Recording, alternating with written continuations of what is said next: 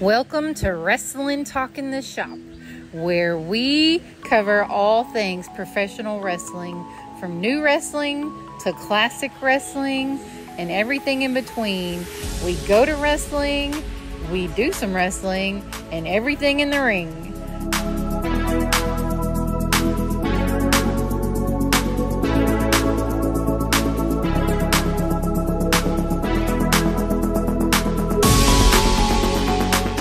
Hey guys, it's Jonathan from Wrestling Talking Shop, and welcome back to the channel. Today we are in Euless, Texas, or pretty close to Arlington, somewhere over here. They all run together. But we're going to visit the grave of David Sheldon, the Angel of Death.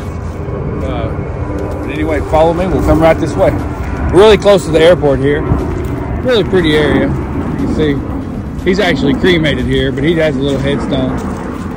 I don't think he had any family in the area, but passed away young, as a lot of pro wrestlers do. But anyway, right here it is.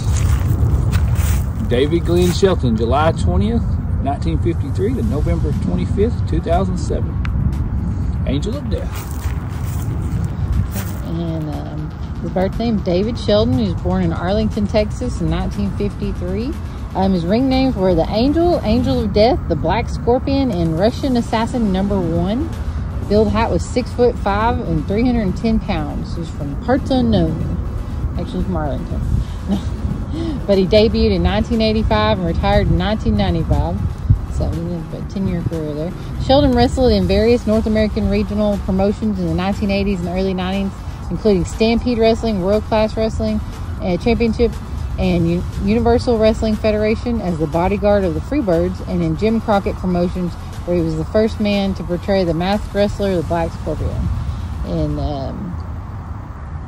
his early career, he debuted in 1985 and began wrestling with the Strangler, Steve Salvaggio, as the Angel of Death in the Calgary-based Stampede Wrestling, and faced mainstays such as Johnny Smith and feuded with Owen Hart, eventually losing to him and Bruce Hart in a tag team with Robbie Stewart in Fort Saskatchewan in April 28th, and he and Ben Bersabarab in Calgary, Alberta in 1986.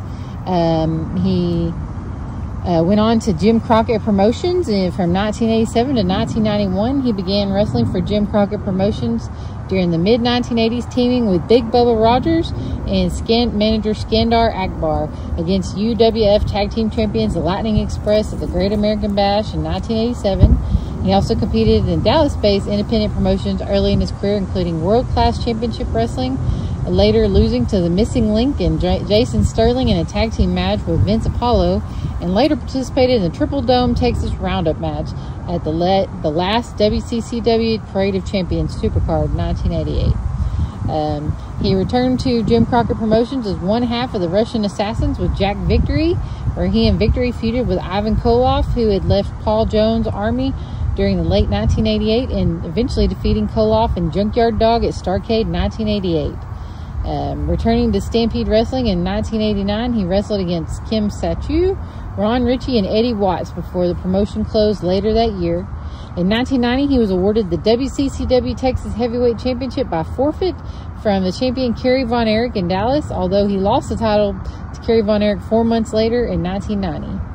Also in August 90... He lost it to Kevin Von Erich. That's what I meant, sorry. Yeah. Kevin Von Erich in 1990. In August 1990, while competing in World Championship Wrestling, Sheldon also began wrestling as the Black Scorpion at house shows.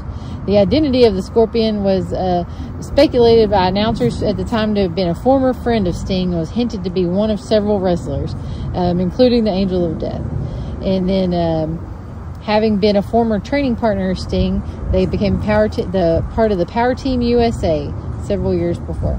And then while wrestling as the Black Scorpion during that time, the character who eventually wrestled Sting was Al Perez, and at the conclusion of the storyline was eventually revealed to be the long-term rival Ric Flair at Starrcade 1990. And then later in his career, he continued to wrestle in Texas in the independent promotions, winning the TWF tag team titles with Abdullah the Butcher in 1990. And they eventually lost the belts to Steve Austin and the California Stud, and later that year in November of 90. Following the close of WCCW in 91, he lost to Kevin Von Erich on February 23rd in a match for the vacant WCCW Texas Heavyweight Championship, recognized by the now defunct Texas Wrestling Federation, before it closed 3 months later. And then aligning himself with Kevin Sullivan and One Man Gang, the three attacked El Gigante following the match against Tony Mella before Ron Simmons ran in, chasing the three out of the ring during a televised WCW event in 1991. The next week, he appeared on WCW Saturday Night, attacking Ron Simmons, as Simmons had a match the following evening against Butch Reed, another of Teddy Long's charges. While the GWF, he teamed with Eddie Gilbert in his feud with a Big Bad John in tag team matches. And then he was scheduled to wrestle Bruiser Brody and Kevin Von Erich Kerry Von Erich at the time of their death. However, his own career was also cut short after suffering a severe leg injury after wrestling a match against PN News. As a result, PN News was taken off of WCW television for the remainder of his contract and eventually released from the company. And then he wrestled sporadically in the promotion during the 90s, and he retired later on in 1995. I remember seeing him some as a young man. He would come to town when Gary Hart was promoting shows. Gary Hart promoted shows a lot of around Texas in the mid 90s and stuff. And I remember him. He looked a lot like Nikita Koloff.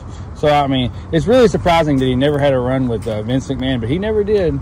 But we lost him too young. But anyways, he had a great look.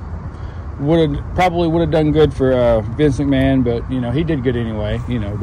But anyways, we do all things pro wrestling on the channel. Thanks for watching. Like and subscribe. Hit that notification bell. There's a shot of this quiet little cemetery here. This is the Bear Creek Cemetery. Yeah, Bear Creek Cemetery. Yeah. Small. But anyways, thanks for watching. Like and subscribe. Hit that. He's in the Rose Garden. Yeah, if you want to check him out, he's in the Rose Garden. Thanks for watching. Like and subscribe.